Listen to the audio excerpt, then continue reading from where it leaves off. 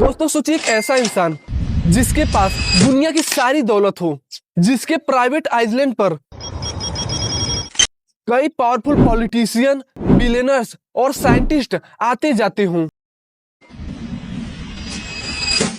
एक ऐसा नाम जिसके लिए कानून शब्द का मतलब ही कुछ ना हो।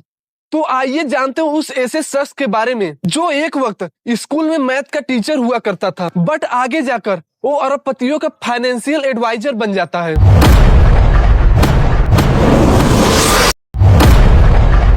Jeffrey Epstein.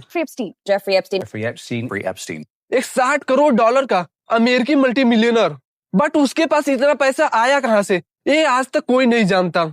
जिसने 1998 में लिटिल सेंट जेम्स नाम का एक 75 एकड़ प्राइवेट आइलैंड खरीदा, बट इस आइलैंड पर कौन आता जाता था इस बात के किसी को खबर नहीं।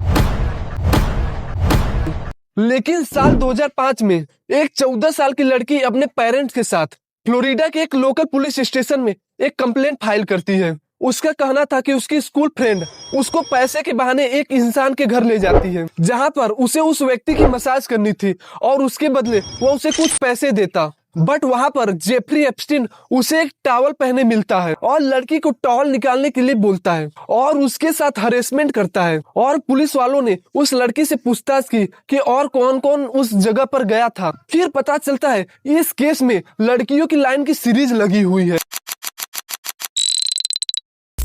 हर एक लड़की दूसरे लड़की से कनेक्ट थी और यहाँ से पुलिस के द्वारा विक्टिम की पहचान के बाद जेफरी के खिलाफ काफी एविडेंस मिल जाता है और इसे ही इंटरनेशनल सेक्स ट्रैफिकिंग कहा जाता है।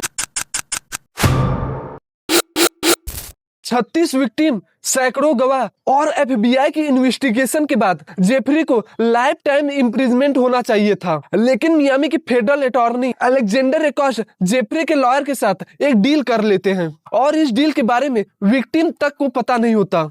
इस डील में जेफरी एप्स्टीन को कुछ सिर्फ एलिगेशन को ही एक्सेप्ट करना था। यही कारण कि जेफरी एप्स्टीन को सिर्फ 18 महीनों की जेल होती है और जिसमें से लास्ट 5 महीनों से पहले ही उसे बेल दे दिया जाता है और हमारा क्रिमिनल फिर से रिहा हो जाता है। बट ये कहानी यहाँ से खत्म नहीं होती दोस्तों। एक फीमेल इन्वेस्टिगेटर जूली केनी ब्रोन ने सालों से इस केस को गहराई से समझती है और साल नवंबर 2018 को इसे सबके सामने पब्लिश कर देती है।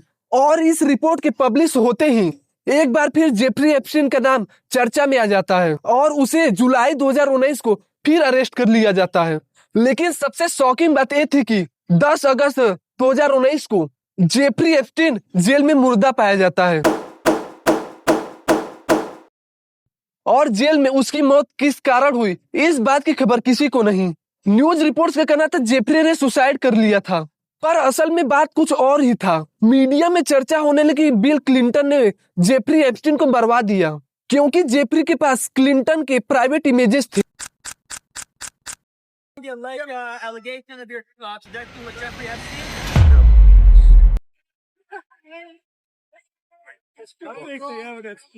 इसी बात को डोनाल्ड ट्रंप भी ट्वीट करते हैं।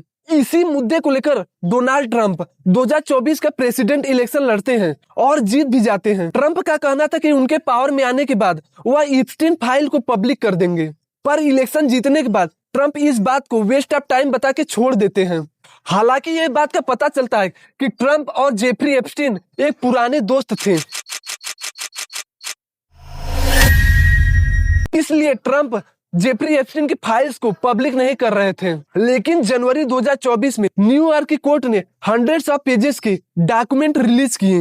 इन फाइल्स ने पूरे इंटरनेट पर आग लगा दी। सबसे चौंकाने वाली बात यह थी कि इन फाइलों के अंदर बड़े बड़े नाम जैसे कि डोनाल्ड ट्रंप, बिल गेट्स और स्टीफन हॉकिंग और कई अरबपतियों के नाम हैं। सबसे शॉकिंग बात यह है कि अभी और कुछ लोगों का नाम अभी तक पब्लिश ही नहीं हुआ। दोस्तों सबसे हैवानियत वाली बात ये थी कि ये सभी लोग एप्स्टीन के आइलैंड पर अय्याशी करने जाते थे और इसी वजह से इन सभी लोगों का डर्टी पिक्चर एप्स्टीन के पास था।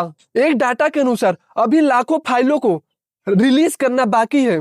इसका मतलब हमारे सामने एप्स्टीन फाइल के कुछ ही हिस्से सामने आए हैं और आधे से ज्यादा हिस्सा अभी तक पब्लिश नहीं किया गया। इतना सब कुछ देखने और सुनने के बाद लास्ट में आपसे एक ही बात कहना चाहता हूँ, पैसा आदमी को अंधा बना देता है। एप्स्टीन फाइल में हमारे इंडिया के कुछ लोगों के नाम सामने आए हैं जिसमें हमारे प्रधानमंत्री मोदी तक का भी नाम शामिल है। इस टॉपिक पर हम अगले वीडियो में बात करेंगे। तब तक के लिए जय हिंद।